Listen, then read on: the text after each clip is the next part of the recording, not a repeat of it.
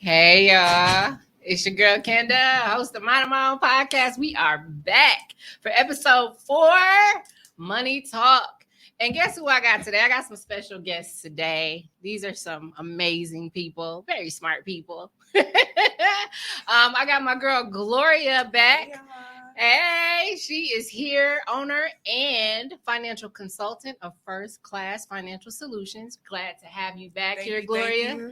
Thank you for stopping in. And we got my boy Ricardo. Hey, he is a financial advisor for Northwestern Mutual. He's going to give us some gems today as well. Glad to have you, Ricardo. Yes, sir. So, guys, we're going to start with Gloria today. We're going to just do a little refresher so people can remember like what you do, how you got into this. Okay. And then we'll move on to Ricardo. So tell us a little bit about you, Gloria. So, hey, y'all. So my name is Gloria. I own a credit repair. Where do I look at? Let me just make sure I ain't looking like cockeye. Is it this right thing right in the here? Front, yeah. Okay. So my name is Gloria. I own a credit repair company by the name of First Class Financial Solutions. And basically what I do is I help clients repair and rebuild their credit profile. Nice. And we do need that. We need that, girl. So thank you so much for coming and spreading that knowledge for us today. We need it. Right? And Ricardo, tell us a little bit about yourself. Yeah, so thank you for having me. As a financial advisor with Northwestern Mutual, to say it in short words, I help my clients achieve financial security. And to every person that I meet, financial security means a lot of different things. So I help them fund their dreams, their objectives, their goals. And to divide that process, we use 3 steps to get there, right? We use risk management, planning for insurances, right? What types of insurances do we need, or do we have any in place? We talk about wealth accumulation strategies. What accounts do we need to open up? How much do we need to invest? Yeah. And the third part is the wealth preservation and distribution. You do such a good job investing your whole life. Now you need to know where or how to distribute that money. Yes. Right? Like what accounts do we need to pull money out? How can we preserve our wealth? How do we keep it in the family? How do we not pay taxes, right? How do we do that? Like I help my clients achieve all of those. Yes. Nice. Yes. And we need it. Yes, we do. You know, there's this whole thing these days where we're chasing the bag. Everybody's chasing the bag, but they don't know how to keep the bag. You know, it's chase it, spend it, and you know, when they get paid next, they'll do it again. Let's break that cycle. Let's build some generational wealth, and let's strengthen you guys' personal financial circumstances along with your business. So I got a few questions today for each of these special people today. I'm going to start with Gloria. So, Gloria, yes, tell us a little bit about credit. Like, what makes up a credit score? So a credit score pretty much involves 5 different. Well, let's just start with a credit report. Okay. So a credit report is basically a report that shows like your credit worthiness to like a lender. Okay. And your credit report basically consists of 5 different components. One of the biggest components is credit history. So that accounts for about 35% of your credit score. So, you know, lenders want to know, do you pay your bills on time? Right. Do you pay your bills on time? Do you have late payments? Are those late payments recent? Are they back to back? Or are they maybe 2+ years older? So payment history is definitely one of the biggest factors when it comes to your credit profile and your credit score. Okay.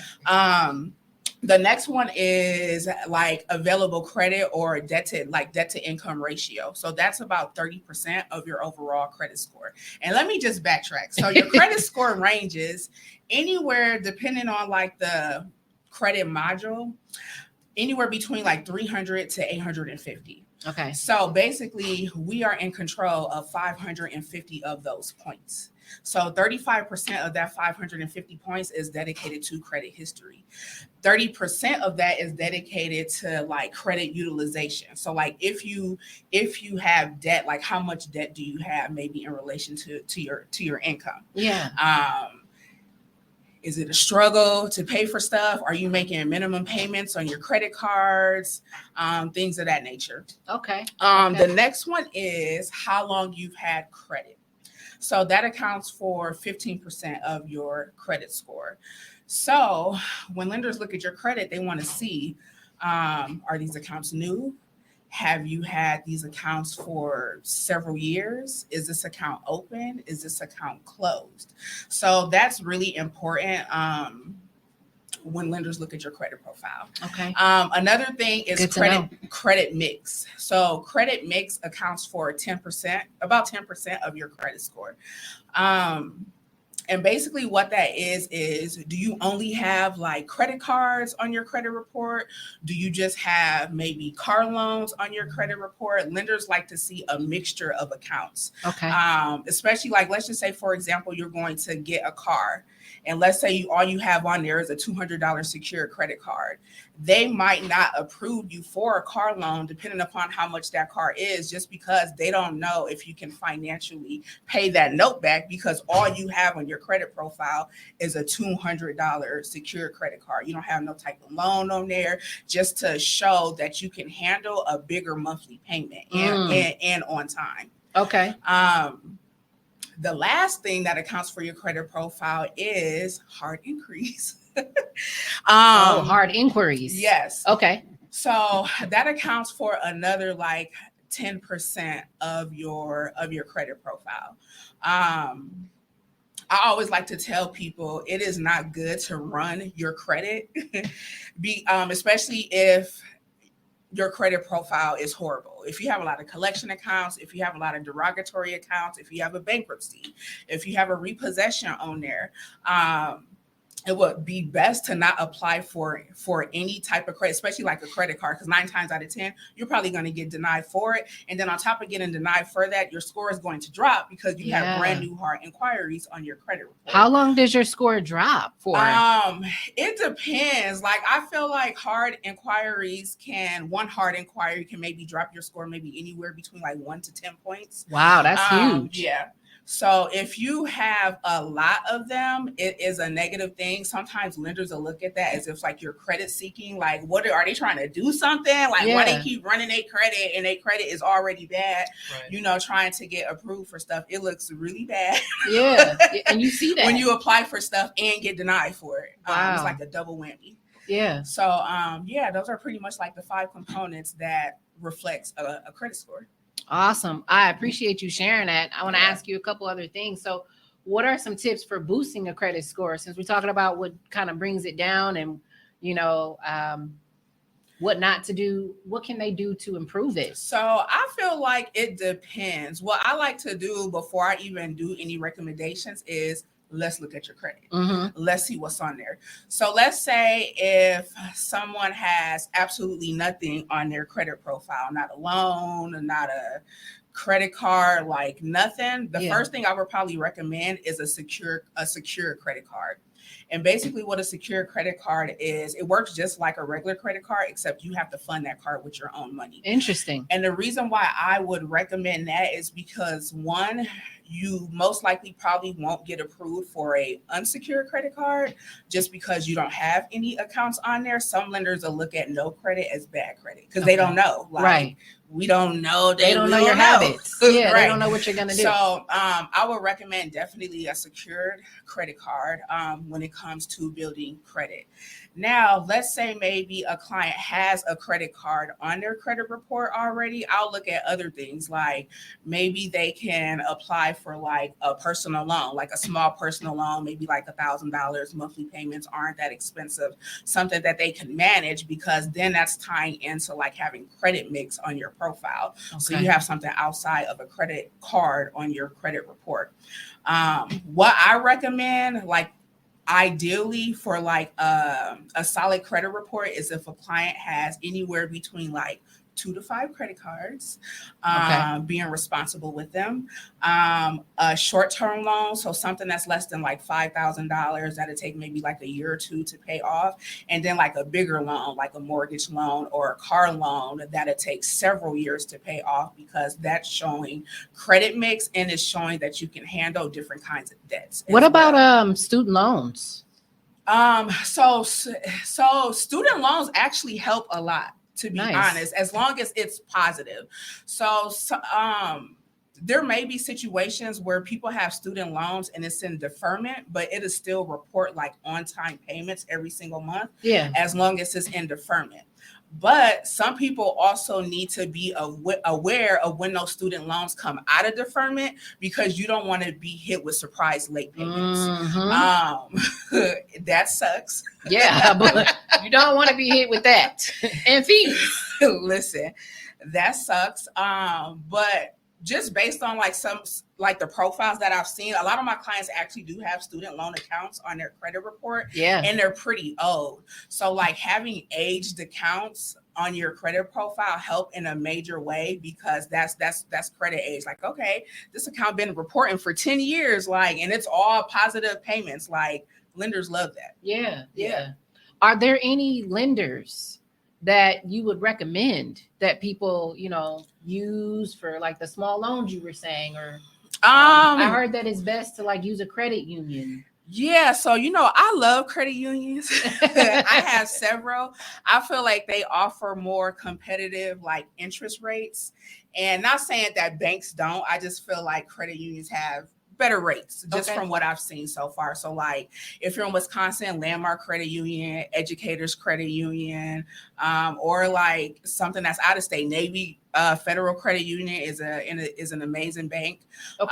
Smaller banks that might not be as popular, like maybe like Summit Credit Union. I just really love credit unions. So I would recommend definitely doing that, especially if you have like an account with them already. So you've kind of established a relationship with that bank. So it'd be more likely that they're willing to like give you some funds pretty much. Yeah. Okay. I love that. Are there any recommendations that you can make when it comes to how to pay off some of those credit cards? I know earlier you were saying that there's a certain ratio of debt that you should have. Yes. Okay. So credit cards can be a dangerous thing. Man. Let me tell you something. I feel like people use credit cards for the wrong reasons. And when it comes to a credit card, I feel like use it as if you were going to use maybe your debit card or cash. Okay. Because you can pay it back right away. People like to use credit cards as like a loan, which technically it is, but they just go about it a horrible way. Yeah. So for example, gas, you got to put gas in your car anyways. You was about to give, the clerk cash or use your debit card, swipe your credit card. You probably even get some points from that credit card. Why not? That's you were going to put gas in your car anyways. Or for people that, pay for groceries, use your credit card. You were about to spend cash anyways, or swipe your debit card. Girl, they got food stamps. They ain't listen, sell me some. No. They got food stamps. They ain't swiping that credit card that people say. No, I'm just kidding. So, like things that you were already going to pay for with cash or debit, just use your credit card. Okay. Me, I tell people all the time, I live off my credit cards. I pay my rent with my credit card. Nice. I use gas for my credit card. The car I got now, I actually put half of the value of my car on my credit card. The dealership let me do that. I have very, very high limit credit cards, but I was going to use, instead of using cash, why not use my card and just pay that off like next week or in the next couple of days? Because not only are you building positive payment history, but depending on what kind of credit card you have, you're getting rewards points. Right. That's what I'm all about. I love credit cards that offer some type of reward. I haven't paid for a flight in over a year just from using my credit card. I'm talking about like regular flights, first class flight. Wow, teach me something. Like all of that. So I always tell people, use your credit cards, especially if it was something you were already going to use your debit card for or cash. The amount of points or rewards you get from a credit card, a debit card could really never. And I really mean that from the bottom of my heart. Now, paying credit cards. Yes. I recommend when you use a credit card, you have something on your credit card statement that has a due date and it has a statement end date. Yep. Let's pretend like the due date doesn't exist. It's not as important as your statement end date. And this is why. Whatever your balance is on that statement end date, that's the balance that gets reported to the credit bureaus, not the due date. Interesting. A lot of people don't know that. Yeah. So when I pay my credit cards, I pay it like 2 or 3 days before the statement end date so that it's fully processed by that statement end date. Now, leaving balances aren't bad, but it's the kind of balance that you leave. Yeah. A lot of gurus be like 30% of your credit card balance. Me personally, that's too high. I tell everybody 10%. Okay. And then if you want to avoid interest rate on that interest rate fees on that credit card, pay the remaining balance off by that due date. But on the statement end date, make sure your balance is no higher than 10% of your total limit. We're gonna say that one more time. Make sure your credit card balance is no higher than 10% of your credit limit balance. For example, if you have a credit card that has $1,000 balance, by that statement end date, you should have a balance no higher than $100. That's at the highest. Y'all gonna want to play this back. Y'all gonna want to play this back for these gems. I'm telling you. That's the highest. Wow. 30%, throw that out the window. The people you done learn from YouTube, 10%. Nice. 10%. So she said a few days prior to the statement end date, make a payment. Yes. And then if you want to avoid interest fees, pay the remainder of that small balance by your due date. There we go. People always complain about the fees, the interest of a credit card. If you pay it to zero, then what fees? Then there's no fees. What interest? Right. That's so helpful, Gloria. Yes. That's so helpful. Thank you. Question. Yeah. So let's say I log into my, credit card app, and it says my payment is due on the 3rd of July. Right now it's the 29th. I should make my payment tomorrow, 30th. Is that your statement end date? Well, just for example, like, Okay. when people log into their accounts, let's say they see, their balance says your minimum payment is $150. Okay. Or whatever, right? It's due on the 3rd of July. Today's the 29th. To your point, do you need to make the payment 3 days prior so that it shows better on your statement, or what do you mean by that? That depends. So usually like the statement end date is before the due date. So you will want to, okay. So you will want to make sure that the balance is no higher than 10% by that statement end date. Normally it's the statement end date and then the due date. Interesting. Gotcha. Yeah. Okay. That's yeah. Look. I gotta clap for that because whoa, that's mind blowing. People don't know that, so they don't. This is very, very important. Very important. Let me ask you this. Okay. How can we start planning for our kids early on with credit? Okay. For one, don't put nothing in your kid's name because your name messed up. Don't be putting that energies in them kids' names. We're not going to do that. Nope. I done ran into some situations. Wow. With some clients, yes. So when it comes to kids, like I know like a lot of people would be like, you can put your kids on your credit card as like a authorized user. I would recommend maybe probably doing that like between 16-ish, 17. You don't have to do it necessarily when they're a kid because it's not going to report anything anyways. Right. Like they're underage, but like maybe like a couple years before they're 18, add them as an authorized user. However, if you adding them as an authorized user and you're not responsible with your stuff, don't add them because what affects you in a negative way will affect their credit. Wow. Yes. So if you're not responsible, don't do it. So would you say maybe just getting a credit card with a small balance and letting them have control of it, or I don't think they can have control over it until they're a certain age. Okay. To be honest, I would, and if a card is received through the mail, I honestly would keep it because I wouldn't want my son to have like that much power. Right. Because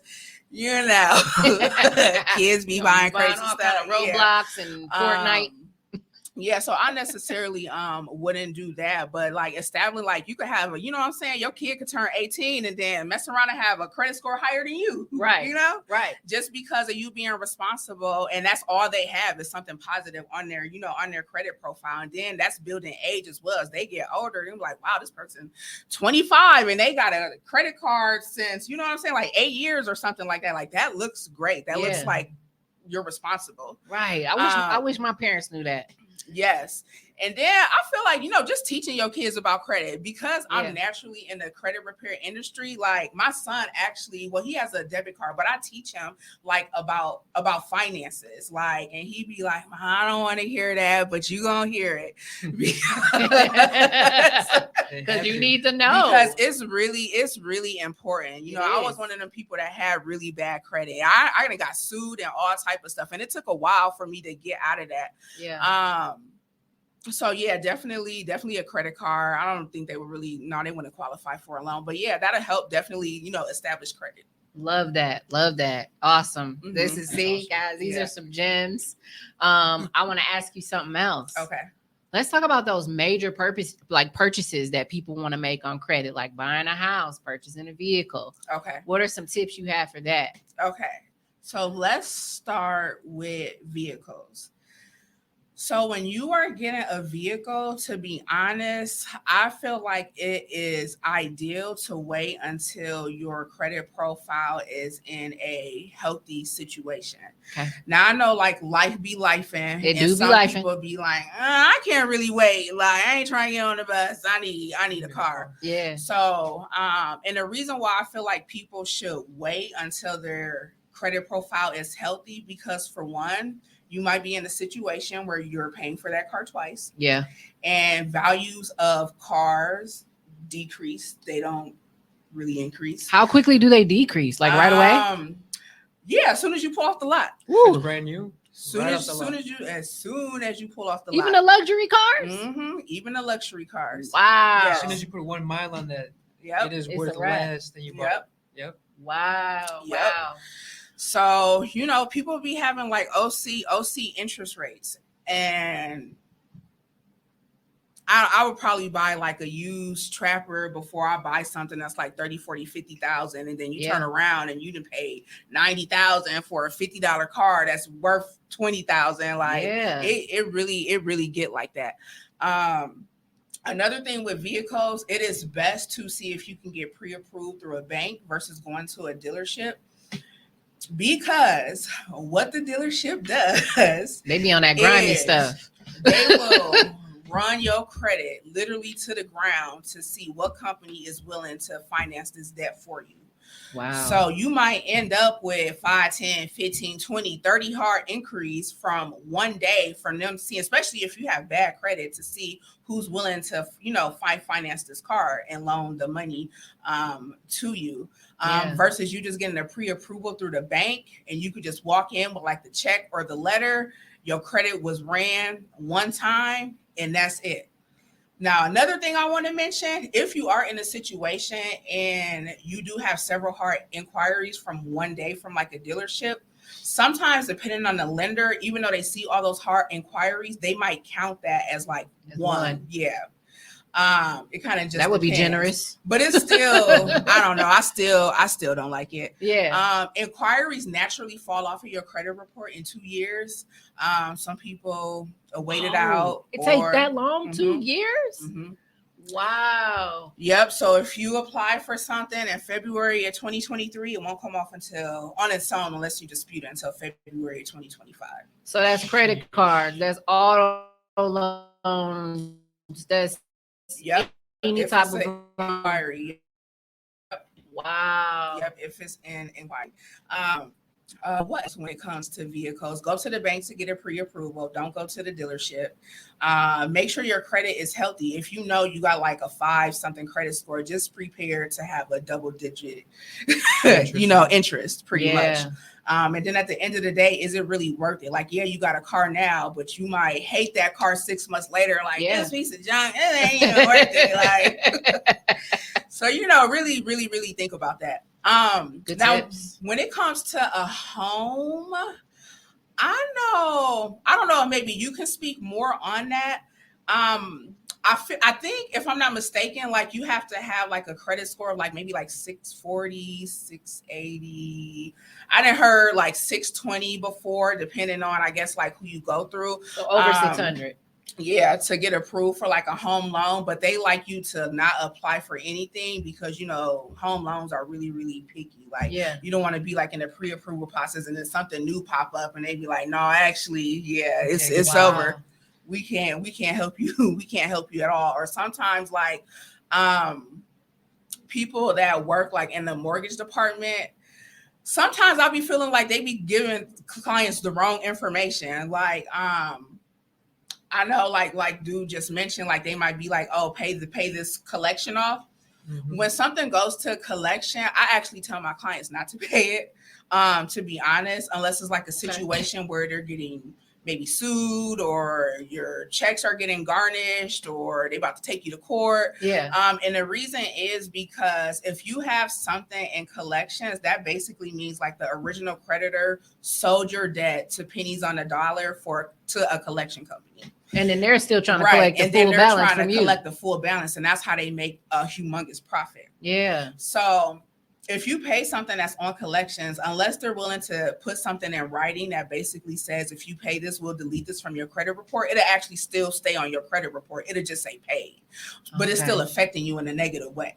Wow. So that's why I like to tell people, don't pay collections. Let's see, can we remove it from your credit profile first?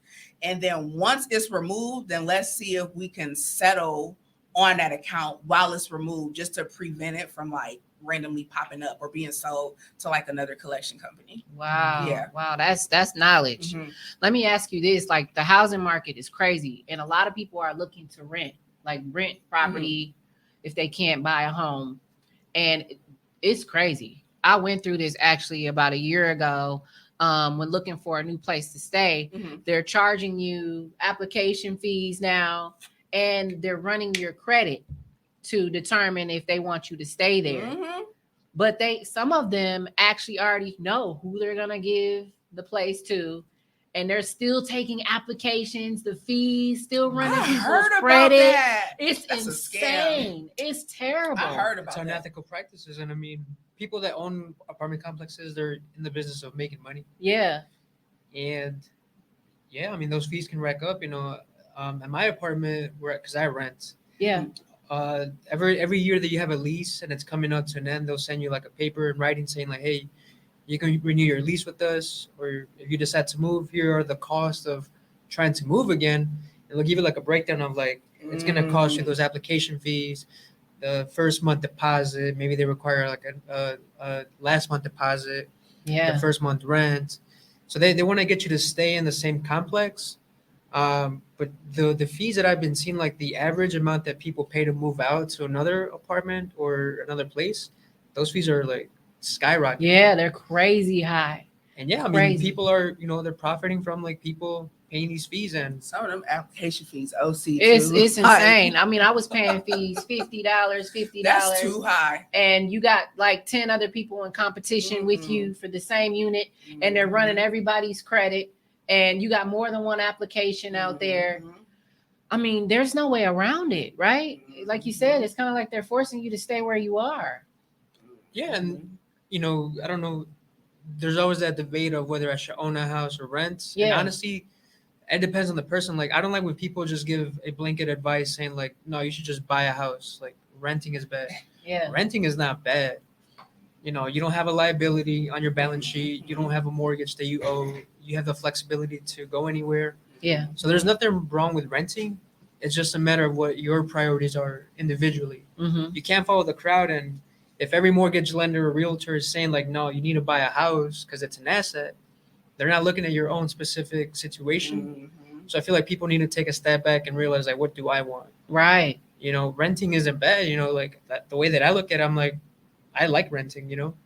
I don't have anything of a liability on my balance sheet. I have the ability to move out of state if I want to. Yeah. So there's always pros and cons to like either or. Absolutely. Thank you for that, guys.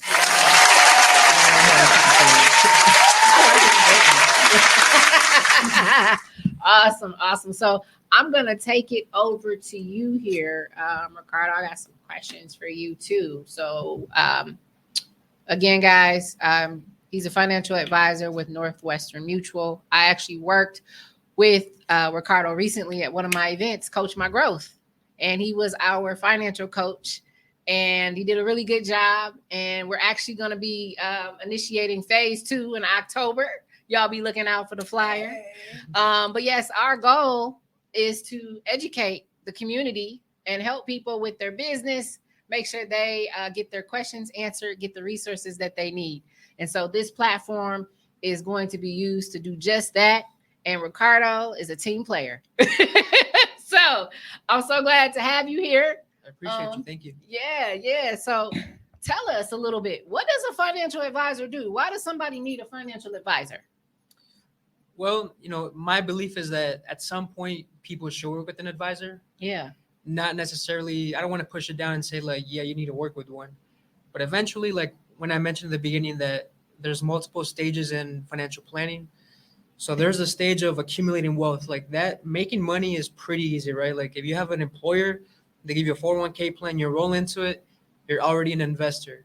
They're doing a good job of investing your money every month, every paycheck. So you're accumulating wealth for retirement, right? One day to call it quits. Mm-hmm. The problem that I see a lot is that not too many people know the second phase. So wealth accumulation is going up the summit. Going down the summit, it's a whole different game. Okay. Right? Imagine going up to Mount Everest. You climb the summit. I don't know if you guys heard of this before, but people actually die coming on the way down.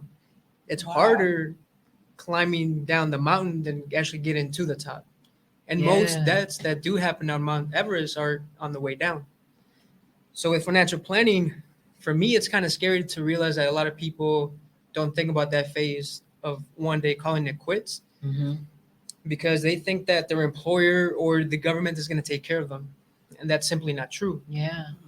So a good financial advisor, what they'll do is they'll take a look at your objectives, your goals, see what's a priority to you, what's important to you, right? Personally, financially, professionally. Mm-hmm. And our goal is to help you right with all these 3 different stages. So protect what you have, protect your loved ones, accumulate wealth, and then preserve it and distribute it appropriately. Nice. By having someone that you like and trust in your corner, you can go to your advisor. And our job is to basically tell our clients at the end of the day, like, hey, you have enough money to go on that vacation. You have enough money to send your kids to college. You have enough money to travel to Europe or do whatever you want. We don't want to give our clients the overwhelming thought of like, hey, can I afford to retire? Like, can I afford to do these things that I want to accomplish? So a good advisor is they're gonna hold your hand throughout every challenge, throughout every obstacle that you have in your life. And at Northwestern Mutual, the average client sticks with their advisor for the long run, so 40 plus years. Wow. Nice. When I meet with people, I tell them my goal is to grow old with you, right? I want to be there for when you do retire. Nowadays, I mean, when you think of an advisor, you think about, at least what I thought about was a white person. Yeah. In their 50s, right? Yeah, you think of an old white guy sitting there, trying to tell you what to do. I'm 27. I work with a lot of people in the 30s, 40s. And I tell them, like, hey, I'm 27. I don't ever want to call it quits in this business. I give you my faith that I'm going to be here when you need me the most. Yeah. I want to be there for when you call it quits. I want to see you, send your kids to college. I want to see you get married. I want to see you have kids. It's a beautiful thing, developing these relationships with clients. Nice. And that's what's fulfilling. So an advisor just provides so much value. And I give my clients an out even before we do, like if we decide to work together. I'll say like, hey, you can do a lot of these things on your own, right? You can go online through Ameritrade, Vanguard, Fidelity, open up your own accounts. But at the end of the day, what I'm going to help you is hold you accountable, coach you, hold your hand through these tough transitions. Yeah. And that's really what we're getting paid for is, for that. Because if you're looking to just invest money, I'll tell my clients like, hey, you can go on Robinhood. Like if you want to mess around with stocks, go on E-Trade, do that thing on your own. If you're looking to actually set up your financial future and then set up a plan, like I want to be the guy for you. I want to help you out with that. Let me ask you this. when is a good time for someone to engage with you? Like, when should someone in their life say, okay, let me get a financial consultant, let me work with an advisor? Like, when is a good time for someone to do that? So there's a few, life altering situations that happen. For example, having a baby, right? Mm-hmm. That's huge because then we start thinking about, okay, like as new parents, what were to happen if one of us doesn't make it home one day? Yeah. We start talking about insurances, right? Like, do we need life insurance? What type of insurances do we need to set in place? Big one. Life insurance. I gotta clap for that. I just passed my exam today too. So Hit Miss Gloria up or Ricardo. let's talk. Hey, Life these two know insurance their is stuff. super important. Super important. So like different things that happen in your life, like having a baby, getting married, parents that send their kids to school, they become empty nesters now. Like that's huge as well. Yeah. People that are approaching retirement, so let's say 10 years before 65 or whatever their age may be. And I work with a lot of parents, so automatically they refer me to their kids. They're like, hey, my kid is 22, 23, 24, whatever, they're young. I want you to help them get started, like set them up, give them good advice on like what they should be doing. Because honestly, when it comes to financial planning, the earlier you start, the better it is. Okay. You take away so many obstacles down the road if you just start early, right?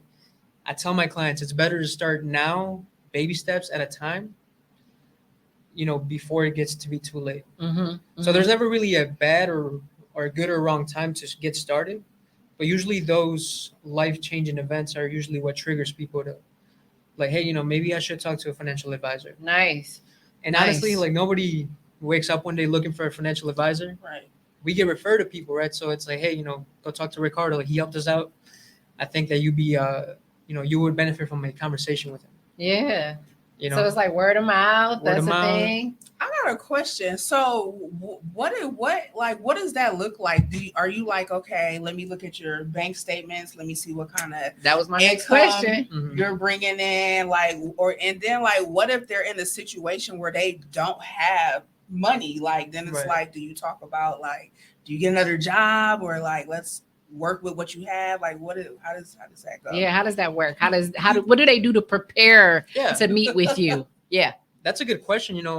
I guess I'll address two myths that people have. Is number one is that I need to have a lot of money to have a financial advisor. I need to be rich or millionaire. That's not true. And number two is that people will think that they don't need an advisor because exactly that they don't have money, right? Or they don't have anything. Yeah. But the truth is that when I meet with a new prospective client, I like to make it so simple and casual because I don't want to overwhelm people with like, hey, bring me your bank statements, bring me your account statements, your investment statements, insurances.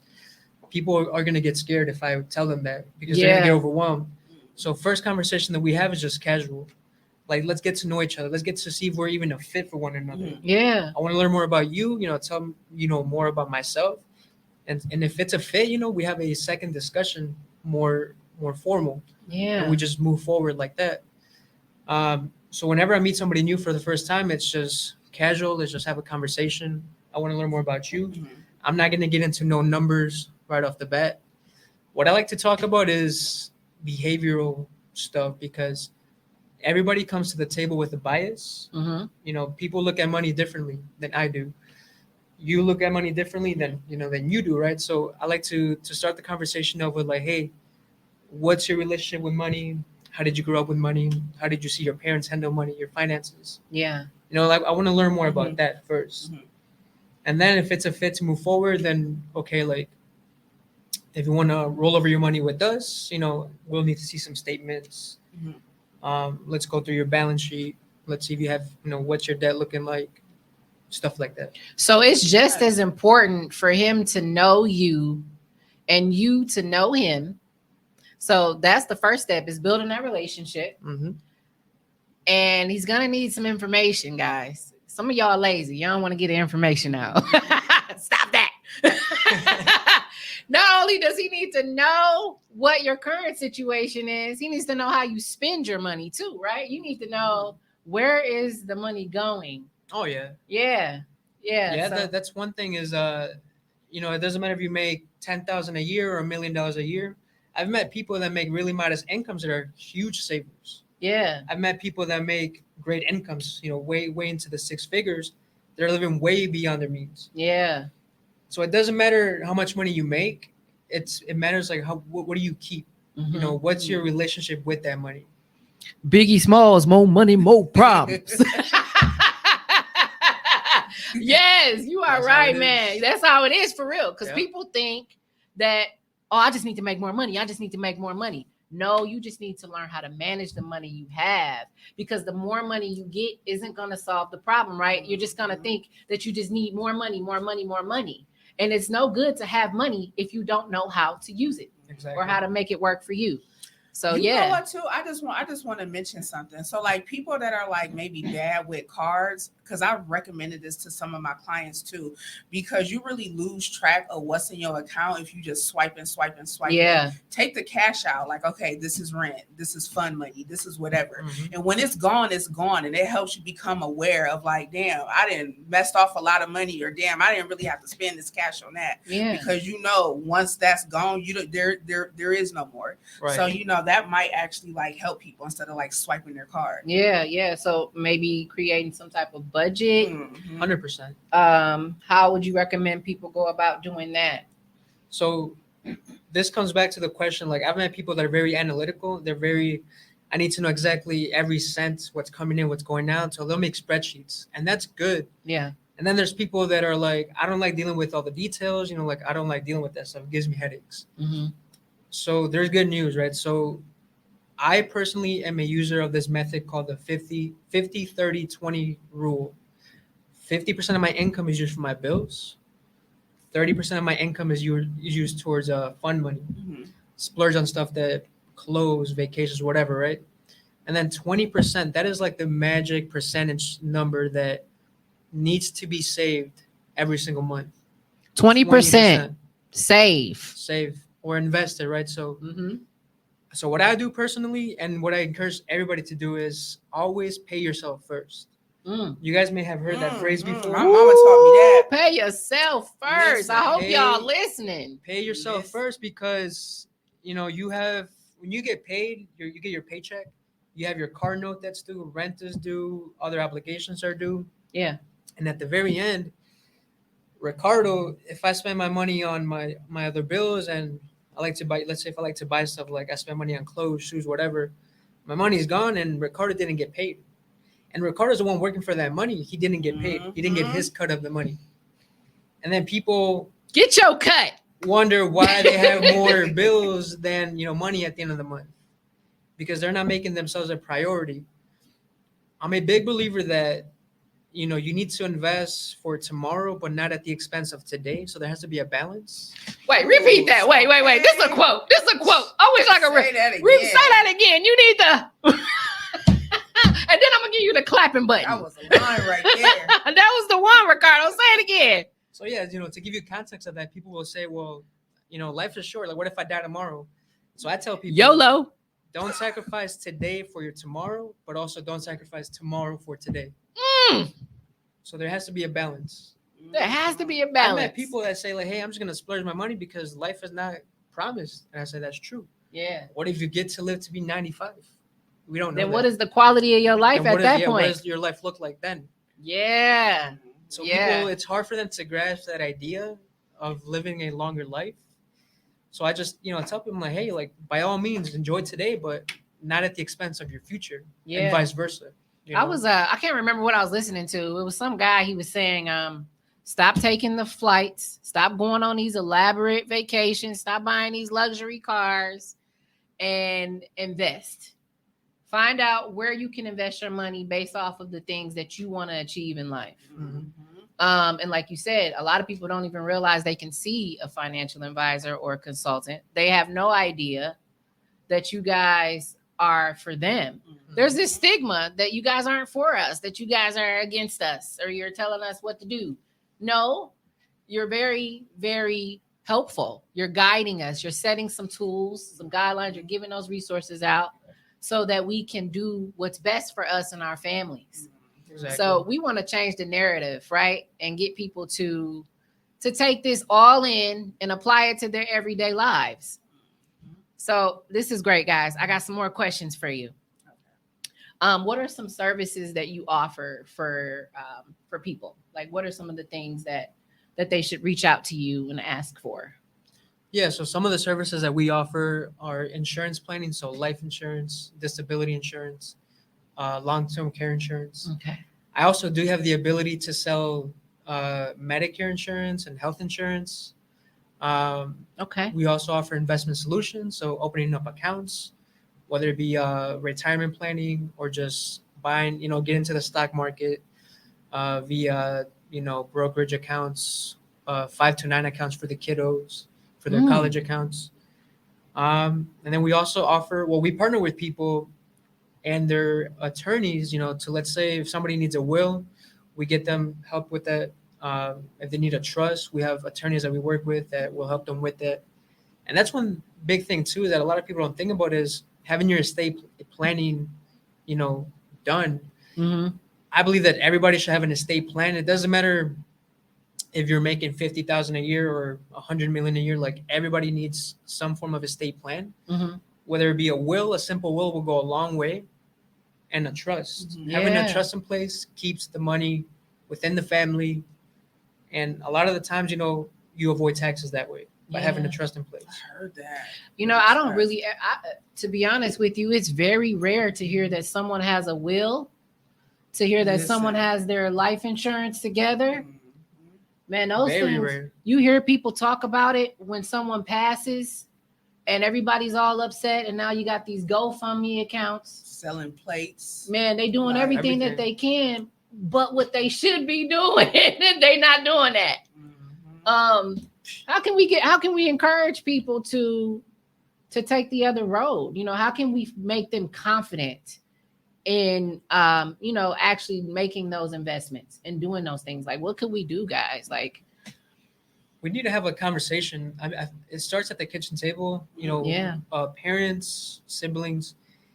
We need to get rid of that stigma that talking about money is bad, Mhm. and make it a conversation that needs to be had. It starts at Mhm. home. Because when it comes to, like, for example, for life insurance planning, people will come to me when something bad has happened already. For example, they'll say, like, "Hey, Ricardo, I just got diagnosed with cancer. Like, I've been thinking about a lot about my family. Like, if I were to die, like, I don't have anything for them." Unfortunately, it may be too late for that person already because something Yeah. already happened. Or they know somebody within their family or a close group of friends that, they passed away and they didn't have an insurance policy. They had to go get a GoFundMe. So now in their mind, it clicks like, hey, like, this is important, right? Mm-hmm.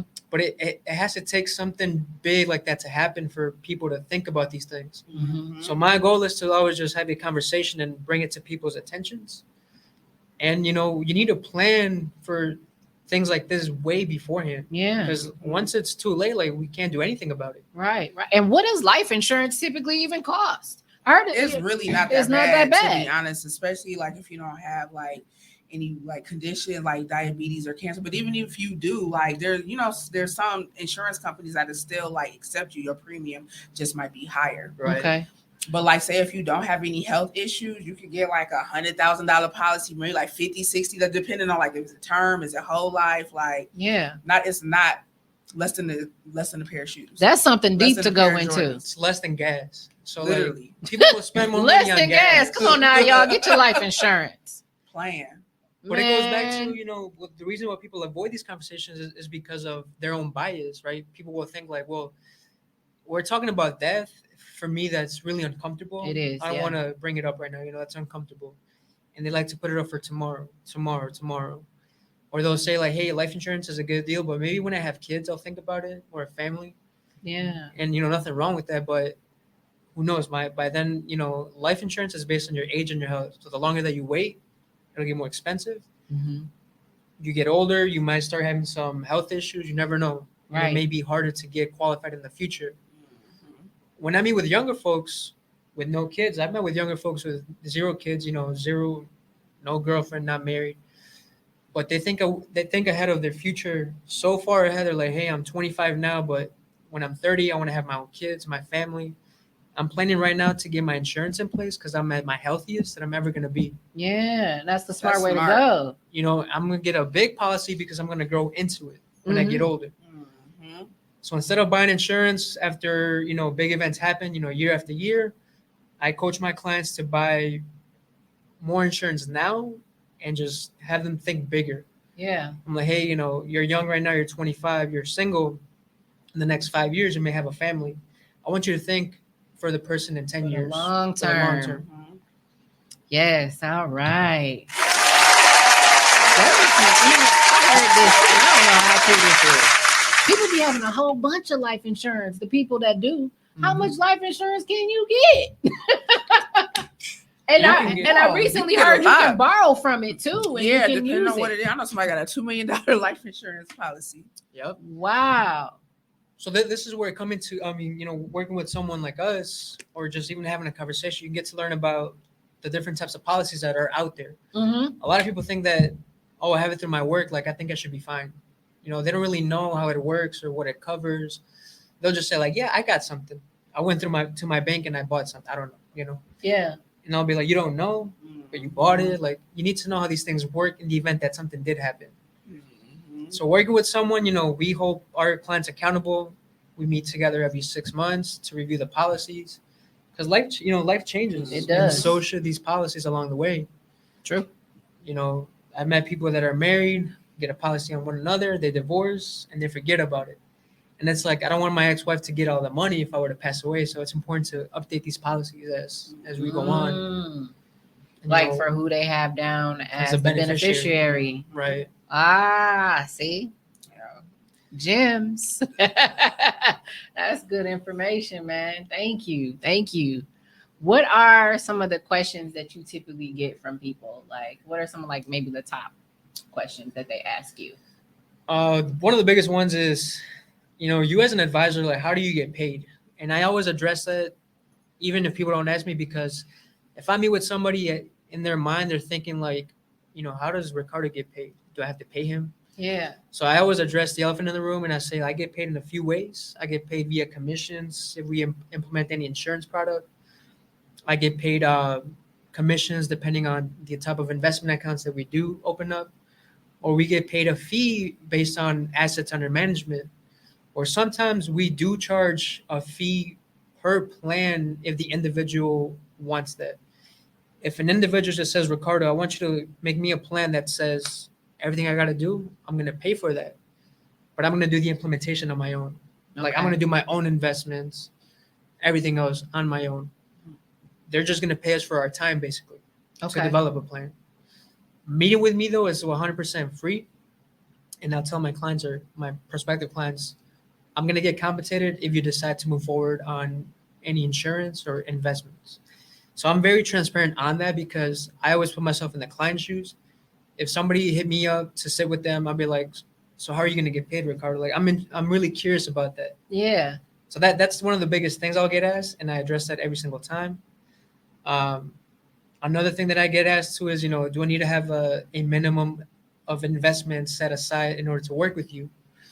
And the answer is no, because I've met people that have gone to, you know, like Merrill Lynch or BMO or JP Morgan, and they say that in order to work with an advisor with them, we need to have at least 200K saved up already. Interesting. Wow. Wow, that's a lot of money. So, and the answer is no, you don't need a certain minimum. You know, you can get started with $0. You know, I help people roll over old 401ks. It could be a balance of 50, 100,000, 200. It doesn't matter, right? So there's no minimums in order to work with me. Okay. Um, That's good to know. No minimums to work with him. so those two are one of the biggest. Another question that I get asked is if I do national work, and the answer is yes. So I'm licensed in about 10 states right now. If I get referred to someone in, you know, Washington, I can get licensed in that state, and you know they can become a client. So I can do business in all 50 states in the Nice. U.S. That's Nice. great. That's great. He can help you all around the USA.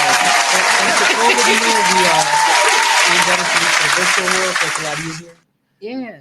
You know, through Zoom and phone calls. So having a national practice for me is something that's going to happen. That's fantastic, Nice. man. That's That's what's up. fantastic. Yeah, that's helpful. You guys are really, really schooling us today. I love it. What are some of the common mistakes that you think like that people make when it comes to, spending their money? Like, what are some of the things that you feel like people need to just chill on? I see people getting lit all the time. Maybe they need to stop getting lit as often. I feel like people think that they got time, and in reality, we really don't know. We really don't know. That's true. It can be over in the next 60 seconds, the next 50 years, like we don't know. That's true. And I feel like some people are also in denial with how much money they actually have. And then like you mentioned that people wait until something bad happens. What was the question again? I'm sorry. What are some of the common mistakes that they make? That people make when it comes to their finances? Yes. Not saving, not being prepared for the worst.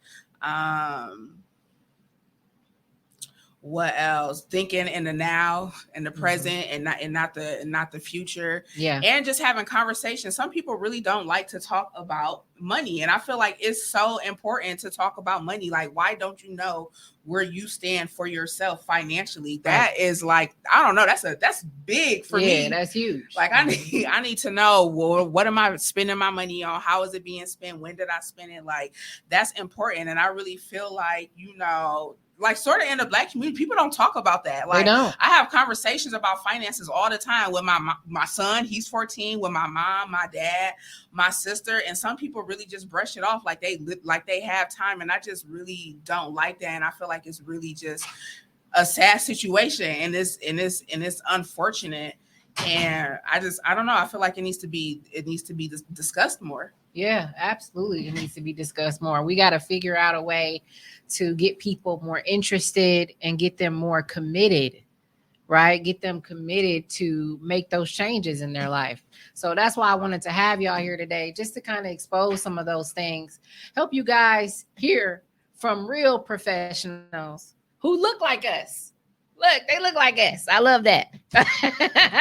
These two are successful. They're doing well for themselves, and they want us to do the same.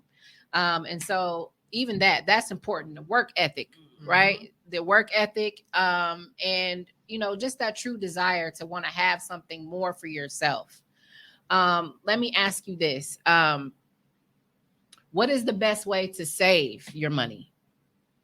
Like, do you just do you just recommend getting a savings account? I know some people are very weary about putting their money in the bank because now the bank has control over their money. Your money's in the bank.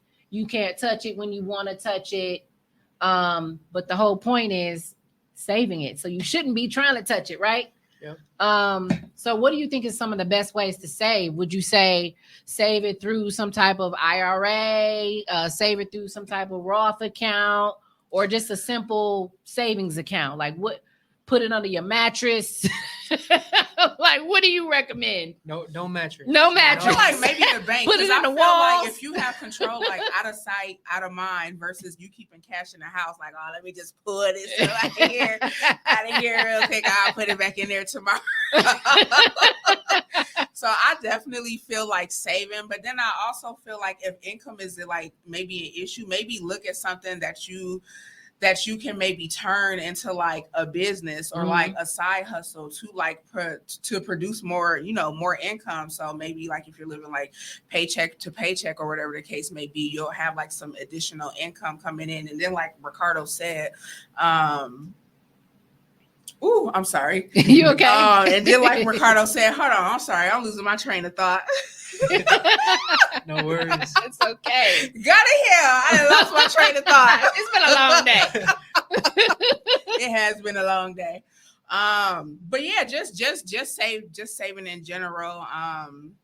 To be like he said, pay yourself first. Yeah, that's what I meant to say. Pay yourself first. Even like, it doesn't. I mean, if you're short on a bill, I feel like you should always pay yourself first, because you were the one that went to work, that worked those 40 or 80 hours every 2 weeks. So why not pay yourself first? Is there a percentage of somebody's paycheck that they should put away? So you said 20%, 20% is if you whatever amount you make on a monthly basis, you should be aiming to save 20%. Now, for some folks, they'll say like, that's not doable for me. It could be 5%, 10%, work your way up to 20%. Mm-hmm. The way that I like to structure, 401ks are so successful in the corporate world because they take your money out of your paycheck and you never see that money. Mm-hmm. So And like they she match mentioned, it sometimes. if they match it, that's a golden. But it's so effective because you don't see that money. Mm-hmm. If your employer gave you the option to say like, Kenda, like you have to manually take it out of your paycheck and you invest it yourself. If you take a look at a full 12-month calendar year, think about how many months out of the year you'll be successful doing that. Yeah. If it was on your shoulders to invest it every month, probably half, maybe even less than that, who knows? Because of your psychology will take over and you'll say, hey, this month, I want to splurge myself with something nice, I'm not going to save my money. So if you can set up your savings to be automatic, that's a helpful tool to do. I tell people, especially now when, the interest rates have been rising, high yield savings accounts are golden because they are paying really attractive rates on your savings. I've seen accounts like Marcus by Goldman Sachs. They're paying you 4.15% on your money that's just sitting in an account.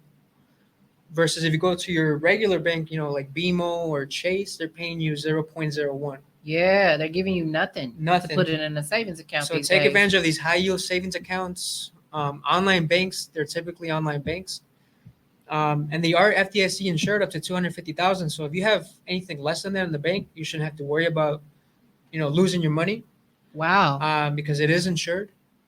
And I tell people, aim to have 3 to 6 months worth of expenses saved up in a savings account in case of an emergency happening. Yeah. If you have way more money saved up in a savings account than that, my recommendation is, maybe we need to look at other vehicles to start funding, because 6 months, if you have 6 months worth of your expenses saved up, if something did happen, you're good for 6 months. Yeah. And something that I like to address too is that I'm all into saving and investing your money. Mm-hmm. But also I help my clients think bigger, like, hey, like, could you make more money? I heard a quote by, I think, Elon Musk saying that it's easier to make an extra $10,000 than to save $10,000. So That's helping a fact. I believe that. people, think bigger, like, hey, like, how can we actually make more money versus living within our salary? How can we make more? Yeah. Through side hustles. Several starting a streams of business. income. That's big. It could be in some cases easier to make more money than to save it for the people that, find it hard to do that. Yeah. Wow, that's interesting. I never heard that before, man. I want to say something. That's too. knowledge. So I feel like when it comes to like saving too, I feel like people priorities be kind of like out of whack. And the reason why I say that is because like some people will be like they don't have money for something, but they genuinely do. Like, how you don't have money for this? But I just saw you on Facebook and you in Miami in a section. Like, what do you like? Like, what do you mean? Like, so some people really just be having their priorities really messed up, or like even like social media too. Like, people feel like they gotta have this so they can portray to be this, and it'll cause them really spending like unnecessary money. Yeah. Yeah. So yeah, they gotta stop trying to keep up with the Joneses, because even the Joneses can't keep up with themselves. If we really want to be real. So that's great. There's a book that I recommend everybody look into. It's called The Psychology of Money. Okay. It's a great book. It talks about everything psychological, why we make decisions, how can we look at money as a tool versus attaching our emotions to it. It's a great book and I highly, highly recommend it. Yeah. It'll put a lot of things in perspective, about your finances. I'll have to get that book. It's called Psychology of Money. It's a great book. Awesome. Thank you so much, guys. I appreciate this knowledge today. This is so helpful. So I want to talk about something before we end the show today. So let's talk about this, y'all. Ooh-wee. So one of my things that I wanted to address, because I see this a lot, and I'm not innocent. I've done this.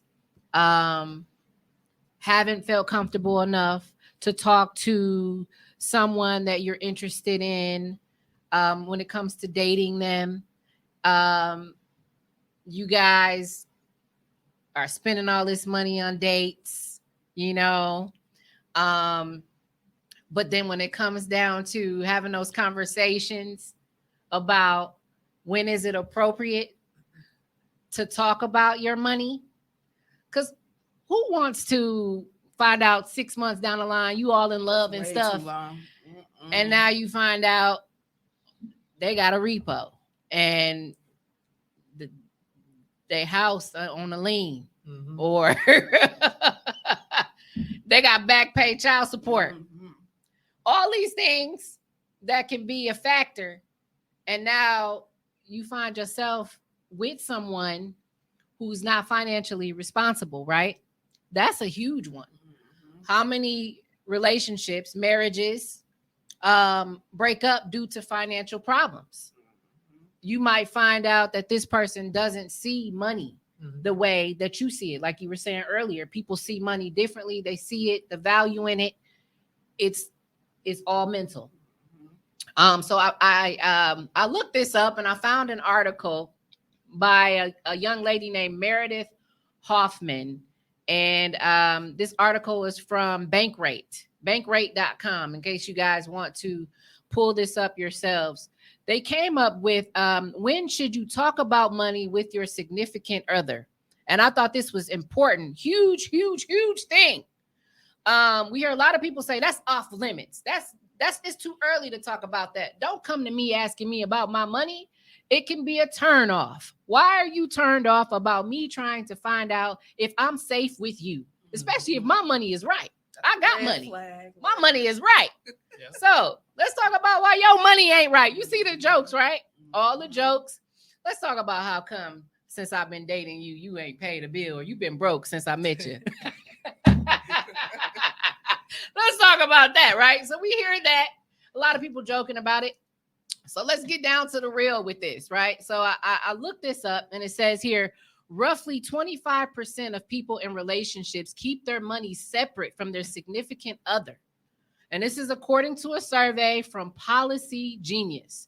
The study found that some people are completely in the dark when it comes to their partner's finances, with more than 16% of respondents not knowing their significant other's salary. That's mind-blowing, man.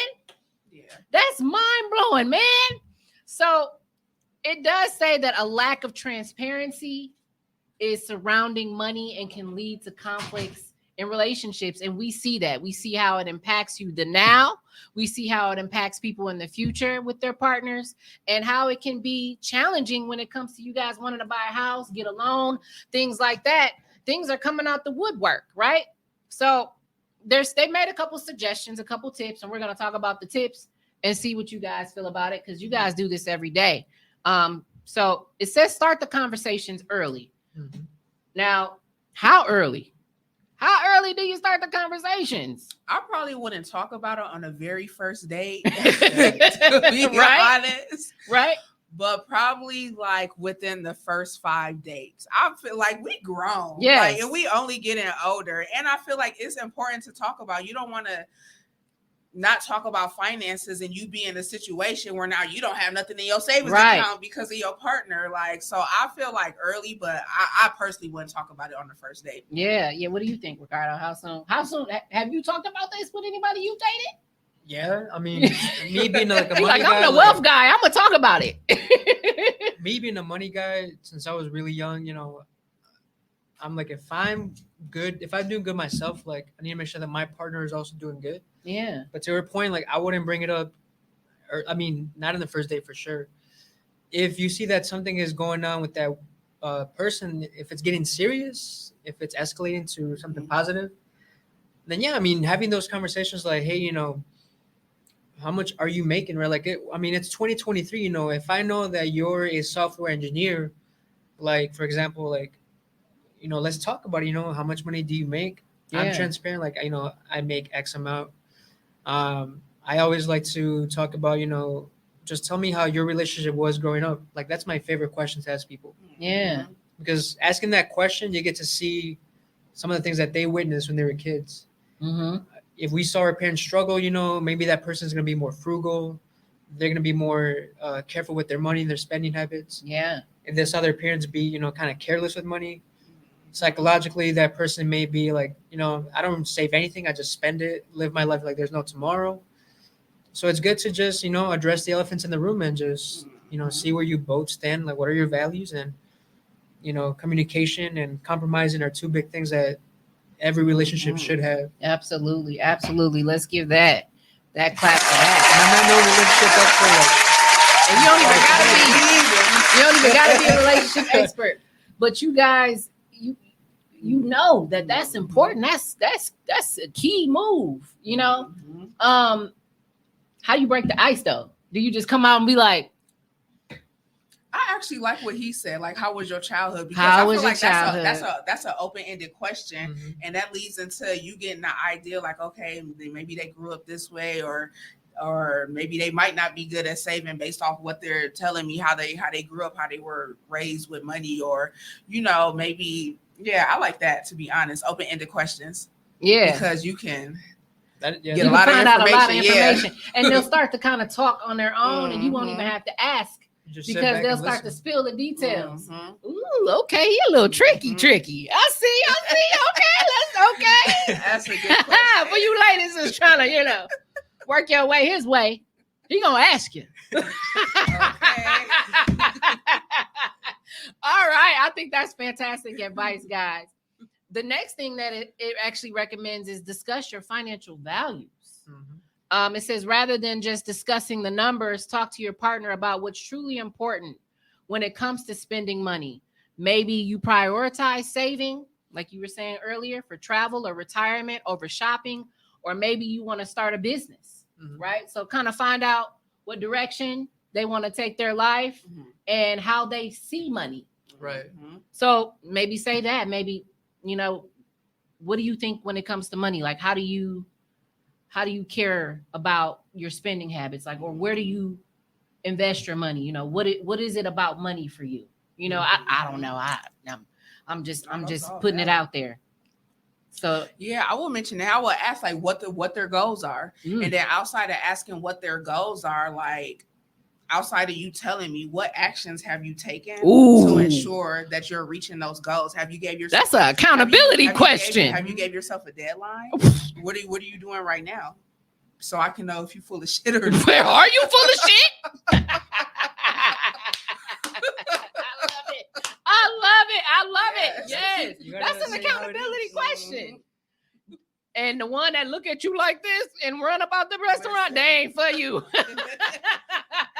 I mean, I think we've all been there, right? When you go on a date for the first time and it's just like, I mean, as a man, like if I ask you on a date, like I'm going to pay, like, but I've met people that have told me stories and they're like, yeah, like the guy said, let's go 50-50, on the first date. Mm-hmm. And that's so awkward. I was embarrassed. Hey, I've done it where it's awkward. I've done it where I don't want you to think I owe you something. Right. So you buy the movie tickets and I'm gonna buy the snacks. See, I feel like that's fair, That's fair. Because what if I don't like you and you don't like me? Now, Yeah, I mean, like those things are big because like if I, for example, there's nothing wrong with the man paying for every day, like if that's how they view the relationship and that's how they are happy with it, like there's nothing wrong with that. Yeah. But then I've met a ton of guys, friends of mine, colleagues.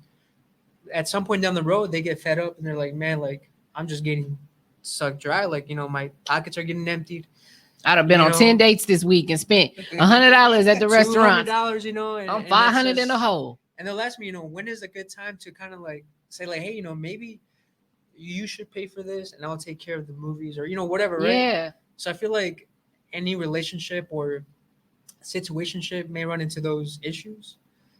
So I'm just curious to see how you guys would approach that conversation. I mean, I feel like it's everyday women dating everyday guys and they want these guys to act like millionaires.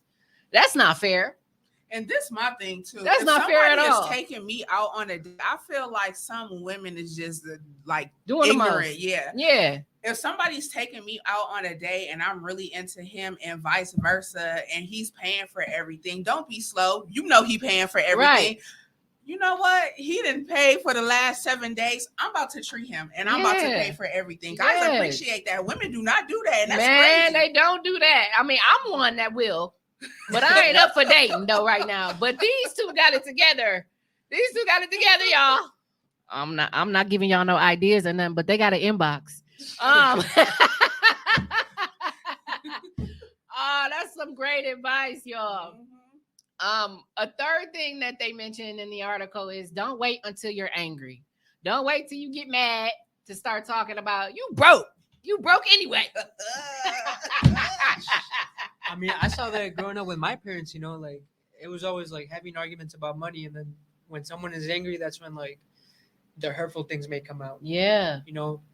And yeah, I think that's a big point to acknowledge is, don't bring it up when you're angry because, the other party may say like, you never brought this up before. Yeah. Why is it an issue now? Right. So I feel like just holding that in, just like holding anger in is just not good for that. No, it's definitely not good for that. It's not good for that. Don't be waiting until you get mad at them and then be calling them a broke ass. That ain't cool. And don't be doing that to her either. Tell about something. You ain't got nothing to bring to the table. No way. Y'all do too much. All right. The next one is highlight your partner's financial strengths. If money is a point of contention in your relationship, you may only focus on the faults you see in your partner's spending habits. Then what if those spending habits involve the partner? Like, man, that's a whole. Hey, it's this show on Netflix. I can't think of the name of it, but it's this show on Netflix. It's like something about money. And the guy on the show, he's a financial expert, and he's like, he's getting these couples together. Man, some of these couples had 10 credit cards. They refused to have a bank account together because one person has terrible spending habits. And in this particular relationship, a young lady said, absolutely not. I will not. I refuse to have a bank account with my husband. I refuse because I went to the store and I wanted to use our card and our card declined because he had a video game subscription and the payment came out and he was addicted to video games and it took the last of their money. So now she absolutely refuses to get a bank account with her husband. So they all got their own, they each have their own credit cards and they each have their own bank accounts, but they don't do anything combined. And I feel like for those cases, maybe like this goes back to the first tip is like, starting the conversation early. Yeah. Definitely you should have this conversation before you get married and, things like that happen. Yeah. I mean, I've seen, some of my clients, with married couples, like each of them will have their own checking account, but they will have one joint account for, let's say, things for the house, things that they both, know they need to save money for, and like things that they wouldn't mind each other spending money on. And I think that's a good way to approach things. Like, it's like, hey, like I want to have my own checking account. If I want to go buy my video games, like that makes me happy. Like that's my money. Yeah. You have your own account. Should they have an allowance? Do you think that they should have an allowance and say, this is the bucket that we're going to split? This is our allowance. You get this, I get this.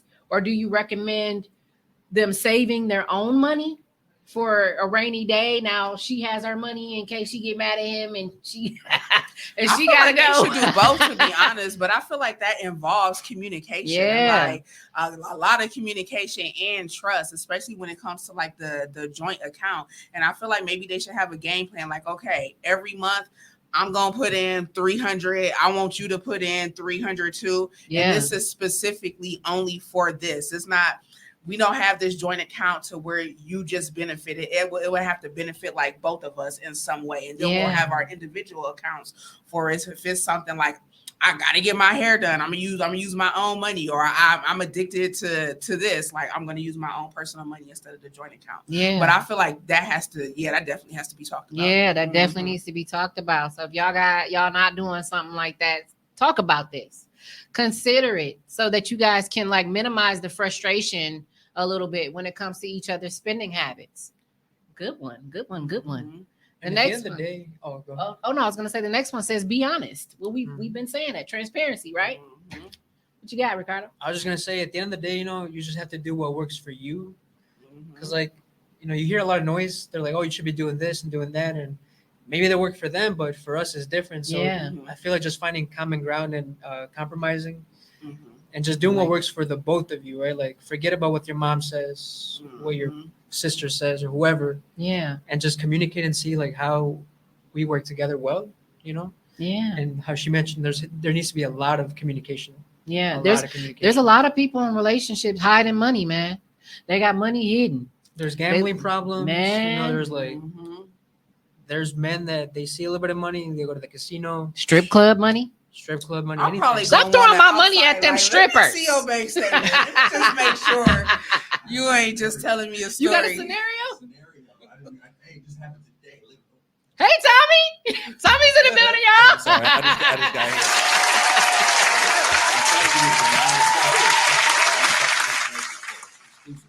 Exclusive. Exclusive. Right. So, a friend of mine, very prominent business owner, entrepreneur, wants to expand their business, went to expand their business and wanted to buy a building. Got a great deal on the building. Building was ready to roll. Did all the inspection, everything. Went and got the loan, got it approved. Yeah. And then got it denied. Trying to figure out why it got denied because credit is immaculate. Did all their work. Their spouse had been late on a bankruptcy payment and had not been telling that Wow. they were late on the bankruptcy and put them in jail because Wisconsin is a married state. Yeah. That hurt because they bought the house on their own before the marriage.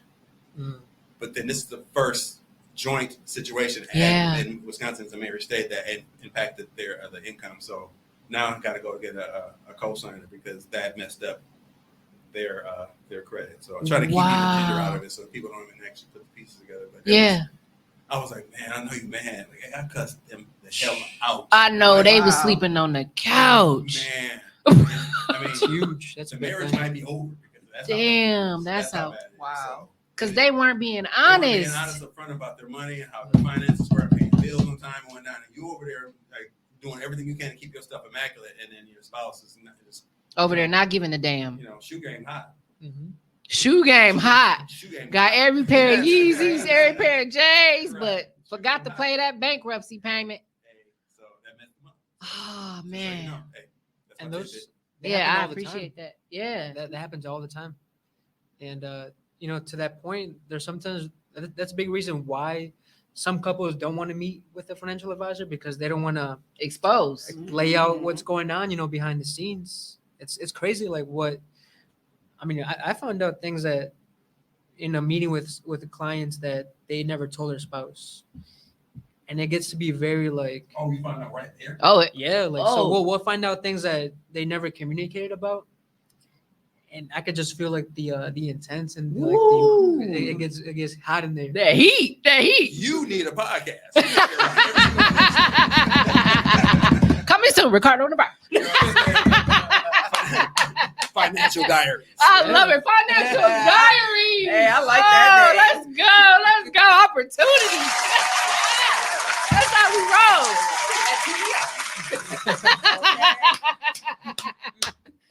Awesome. All right, guys. So I hope you all learned something today. How could you not have learned something today? Right? We got hella knowledge today. Apply it, use it. And if you still have questions, guys, tell them how they can reach you. How can they contact you? So, my name's Gloria. If you would like your credit fixed, you can either text credit to 414-246-5733, or you can call that number as well. You can also follow my business page on Facebook, which is First Class Financial Solutions. Yeah. I remember you. Yeah. I remember you too. You can also follow me on Instagram at First Class _Financial Solutions. On credit repair, I repair credit repair. I've been successful in just about removing any type of negative account. So contact me. Yes. Link up with your girl because she know her stuff. I heard nothing but good stuff about you. I had to bring her back because she She kind of gave us a small tidbit the last time she came. She was here, if you guys don't remember, for episode 3, Mixing Business with Friendships. Her and my girl Brianna, shout out to Brianna, came through, and both of them are very knowledgeable with this stuff. So absolutely contact her. And after the show, we'll drop her a link to her page, and we can go ahead and put that phone number in there too, so people can remember it and link up with you. What about you, Ricardo? What you got? Yeah, I'd say the easiest way is through social media, through Facebook, Ricardo Navarro. It'll have all my information on there. My business page, my email, phone number. So again, Ricardo Navarro on Facebook. That's usually what I use most. And then I have LinkedIn as well. Same thing, Ricardo Navarro. Just go on social media, and if you want to connect, we can connect through there. Awesome. And we'll go ahead and tag his page too, guys, so you can go right to him, start asking the right questions, link up with him. Like you said, you don't have to be perfect to have a financial advisor. You don't need perfect credit.